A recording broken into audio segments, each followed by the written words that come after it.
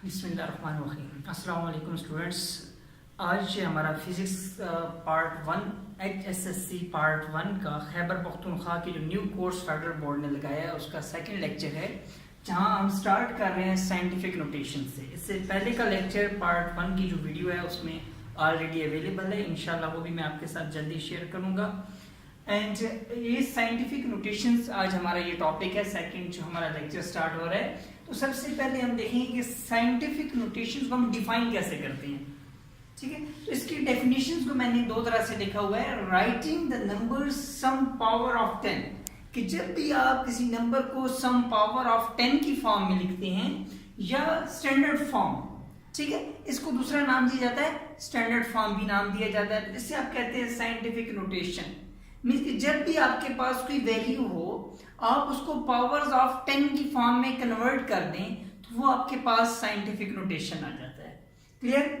And more generally हम अगर इसको मजीद जनरलाइज करें इसी डेफिनेशन को, तो जिस तरह आपने 9th क्लास में पढ़ा हुआ है चैप्टर नंबर 1 के अंदर कि writing number some power of 10 with numbers multiplied between 0 and 10, कि आपने नंबर को सम पावर ऑफ 10 लिख दिया एंड फिर आप उसी नंबर को एक ऐसे डिजिट से मल्टीप्लाई करते हैं जो लाई करता हो बिटवीन 0 and 10।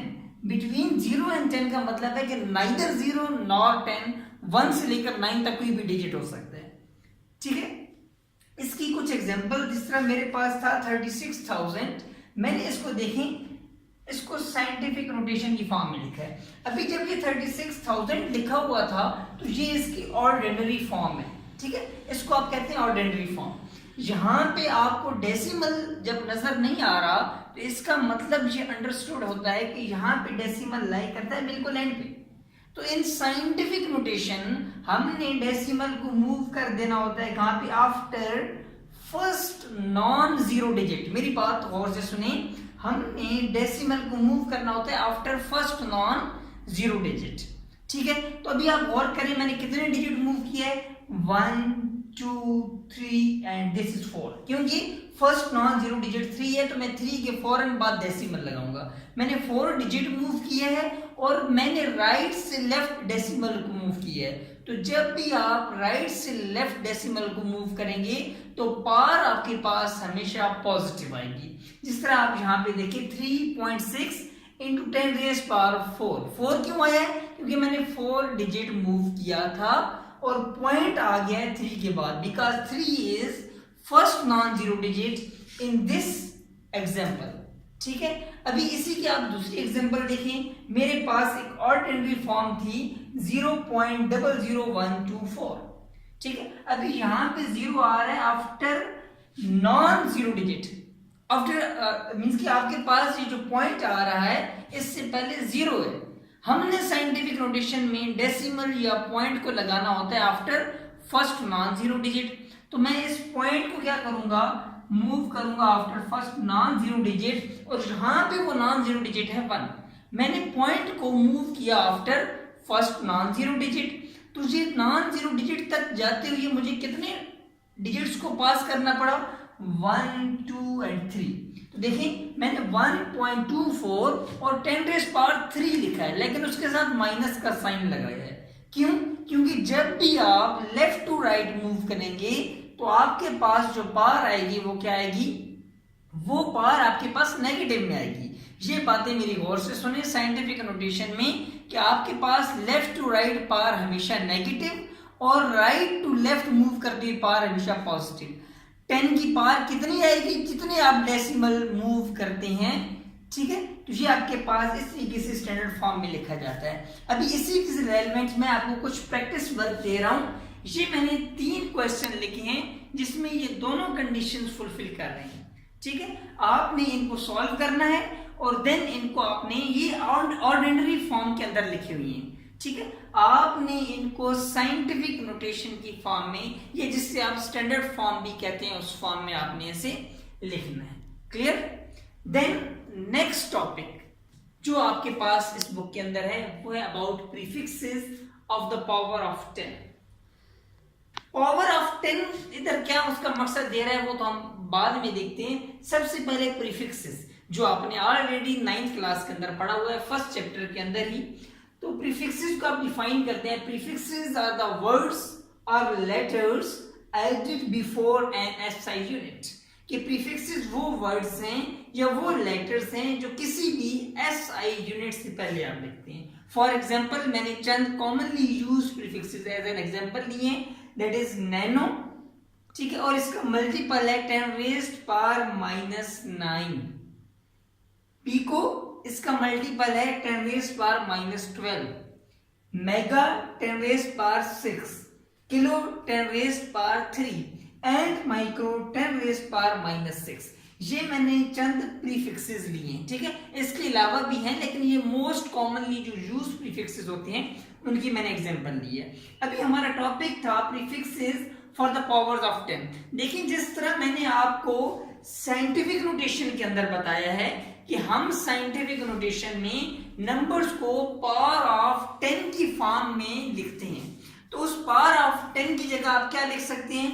उस पावर ऑफ 10 की जगह आप उसका प्रीफिक्स लिख सकते हैं। और ये तमाम पावर ऑफ 10 के लिए नहीं है, कुछ मखसूस नंबर्स हैं जिनके लिए ये है, जिसमें से मैंने कुछ यहाँ पे लिख दिए हैं। दैट्स मीन कि जहां भी 10⁻⁹ बन रहा हो, जब आप उसको साइंटिफिक नोटेशन की फॉर्म में लिखें तो वहां पे आप क्या कर सकते हैं? नैनो लिख सकते हैं, और उसका सिंबल है n। जहां पे 10⁻⁻12 बन रहा हो वहां पे आप पीको लिख सकते हैं। इसी तरीके से जहां पे 10⁻3 बन रहा हो वहां पे आप क्या कर सकते हैं? किलो लिख सकते हैं।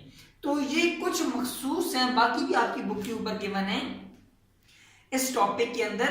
तो ये कुछ 10⁻⁻ मखसूस हैं जिनकी जगह पे आप फॉरेन प्रीफिक्सेस यूज कर सकते हैं। तो मैंने लिखा है, there are certain powers of 10 which have been given special name and symbols, like 5000 meter can be written as 5 kilometer because we know that kilo is equal to 1000.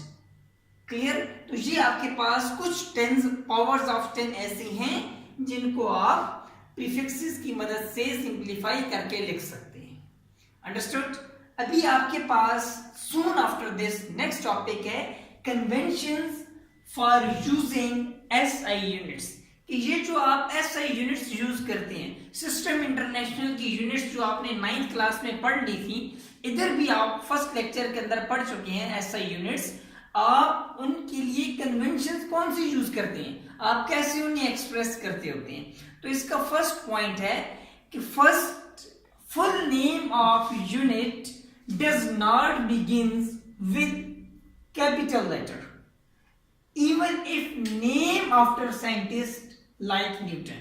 कि जब भी आपने फुल नेम लिखना है, ठीक है, जब भी एक यूनिट का आप फुल नेम लिख रहे हैं, जिस तरह है न्यूटन, तो आप इसको कैपिटल लेटर से स्टार्ट नहीं करते, बेशक वो किसी साइंटिस्ट के नेम भी हो। हालांकि इंग्लिश के रूल्स के अंदर हम ये चीज पढ़ते होते हैं कि जब भी आप कोई लेटर, कोई वर्ड लिखते हैं, अगर वो किसी कंट्री या किसी ह्यूमन बीइंग के नेम से स्टार्ट होता है तो वो उस नेम का फर्स्ट वर्ड आप कैपिटल लिखते हैं। लेकिन यहाँ पे ऐसा नहीं है, आपने फर्स्ट लेटर को कैपिटल नहीं लिखना। दैट्स मीन न्यूटन जब आप लिखेंगे, पूरा नाम, पूरी यूनिट लिखेंगे, तो आप कैपिटल एन से नहीं बल्कि स्मॉल एन से लिखेंगे। कूलम, ये भी एक साइंटिस्ट के नेम पे यूनिट है, यूनिट ऑफ चार्ज है, चार्ज की यूनिट आप कूलम पढ़ते हैं, तो आप इसमें कैपिटल सी से नहीं लिखेंगे, ठीक है। आपने जब पूरा लिखना हुआ तो आप इसे स्मॉल से लिखेंगे, ठीक है। सेकेंड पॉइंट है आपके पास, symbols of unit name after scientist has initial capital letter. हाँ, अगर आप पूरी यूनिट नहीं लिख रहे, जस्ट उसका सिंबल लिख रहे हैं, तो उसका जो इनिशियल लेटर है, जो फर्स्ट लेटर है, वो आप कैपिटल लिख सकते हैं उस सूरत में जब वो यूनिट किसी साइंटिस्ट के नेम पे हो। जिस तरह न्यूटन के लिए आप सिंबल जब लिखें तो कैपिटल एन लिखेंगे, स्मॉल एन नहीं लिख सकते। मीटर, ये देखें किसी साइंटिस्ट के नाम पे यूनिट नहीं है, तो इसके लिए आप कैपिटल एम नहीं लिख सकते बल्कि स्मॉल एम यूनिट लिखेंगे। पास्कल, इसके लिए आप कैपिटल पी तो लिखेंगे लेकिन साथ कैपिटल ए नहीं लिख सकते।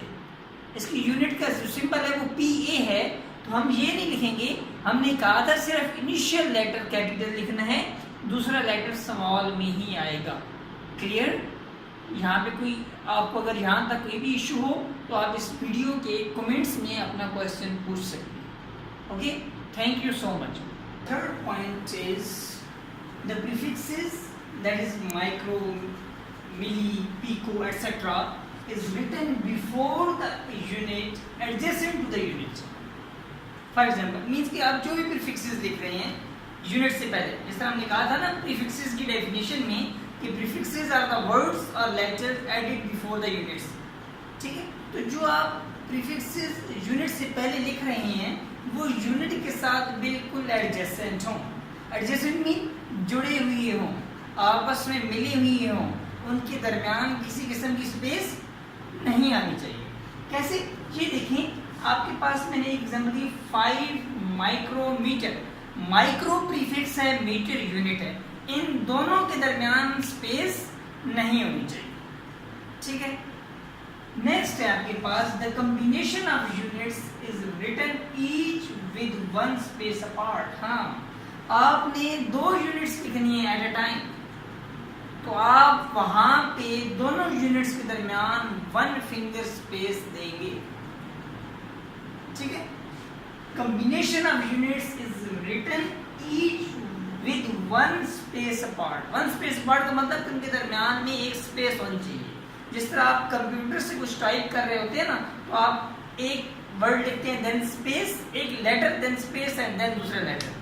सेम हुई कि यहाँ भी देखिए 50 न्यूटन मीटर, न्यूटन एक यूनिट है, मीटर एक यूनिट है, तो इन दोनों के दरमियान स्पेस होनी चाहिए, इनको आप एडजेसेंट नहीं लिख सकते। ठीक है, उसके बाद है double, triple and so on prefixes are not allowed. For example 1 microfarad, कि आप एक ही वैल्यू के अंदर डबल, ट्रिपल या इससे ज़ायद प्रीफिक्सेस यूज नहीं कर सकते। जिस तरह यहाँ पे एक वैल्यू लिखिए 1 माइक्रोफैरेड, ये गलत है। आप इसको ऐसे लिख सकते हैं 1 पिकोफैरेड। कैसे? ये देखिए मैंने उसे कन्वर्ट किया है, 1 माइक्रोफैरेड की जगह मैंने माइक्रो की वैल्यू डाल दी 10⁻⁻⁶, दूसरे माइक्रो की वैल्यू डाल दी 10⁻⁻⁶, फैरेड एज इट इज आ गया। इसी तरीके से जब आपने ये रूल पढ़ा था 9th क्लास की मैथमेटिक्स में एक्सरसाइज 2.4 से पहले, लॉज ऑफ इंडिसेस, ठीक है, वहां पे हमने पढ़ा था जब भी 2 टर्म्स मल्टीप्लाई हो रही हो और उनकी बेसिस सेम हो तो पावर्स ऐड हो जाती है। देखिए एक ये टर्म है 10⁻⁻⁶, दूसरी टर्म है 10⁻⁻⁶, दोनों की बेस क्या है 10, मल्टीप्लाई हो रही है तो पावर्स को आप क्या कर देंगे ऐड अप। तो ये देखिए मैंने पावर्स को ऐड अप कर दिया, ऐड अप होने के बाद मुझे मिला है 10⁻⁻12 that is equal to pico. So instead of writing 1 microfarad we can write as 1 picofarad. ठीक है, आप double prefixes, triple prefixes, 4 time prefixes and so on वो यूज नहीं कर सकते, वो एक गलत मेथड है। ठीक है, नेक्स्ट हमारा पॉइंट है when a multiple of base unit is raised to a power, the power applied to the whole multiple and not just to the base unit। कि आप जब भी पावर लेते हैं किसी भी मल्टीपल यूनिट की, मल्टीपल यूनिट का मतलब कि उसके साथ कोई ना कोई यूनिट के साथ मल्टीपल आ रहा हो। जिस तरह यहाँ पे आ रहा है 1 किलोमीटर स्क्वायर, तो kilo is the multiple of that unit. ठीक है, तो इस मीटर स्क्वायर डजंट मीन कि ये जस्ट उस यूनिट का स्क्वायर है, बल्कि इसका मतलब है कि ये उस मल्टीपल का भी स्क्वायर है। इसको हम ऐसे लिख सकते हैं 1 किलोमीटर देन होल स्क्वायर। ठीक है, फिर अगर हम किलो की वैल्यू पुट कर दें 10⁻³ तो इसका भी square, that is written as 10⁻⁶। ठीक है, तो बताने का यहाँ पे मकसद ये है कि जब भी आप किसी यूनिट का मल्टीपल ले रहे हैं, किलो, पिको, नैनो, माइक्रो, मिली, सेंटी, जो भी मल्टीपल उसमें आ रहा है, तो अगर यूनिट का कोई पावर है, स्क्वायर हो गया, क्यूब हो गया, 4 टाइम्स हो गया, जो भी पावर है, तो वो जस्ट उस यूनिट का नहीं बल्कि उसके मल्टीपल का भी पावर होगा। क्लियर। इसी तरीके से लास्ट पॉइंट है आपके पास, before substituting values in the formula to calculate the final result make sure that all the included physical quantities are expressed in their SI units. जी आप देखिए कोई भी वर्क करते हैं, आपने वर्नियर कैलिपर से किसी भी रॉड का लेंथ और डायमीटर मेजर करते हुए उसका वॉल्यूम फाइंड आउट करना है। तो जब आप रीडिंग्स लेंगे तो चूंकि आपको पता है कि एक वर्नियर कैलिपर आपको रीडिंग्स देता है सेंटीमीटर और मिलीमीटर में, आप उनको रीडिंग्स लेते वक्त उसी में रिकॉर्ड कर लेंगे, अपने पास लिख लेंगे, ठीक है, अपने पास टेबल बना लेंगे।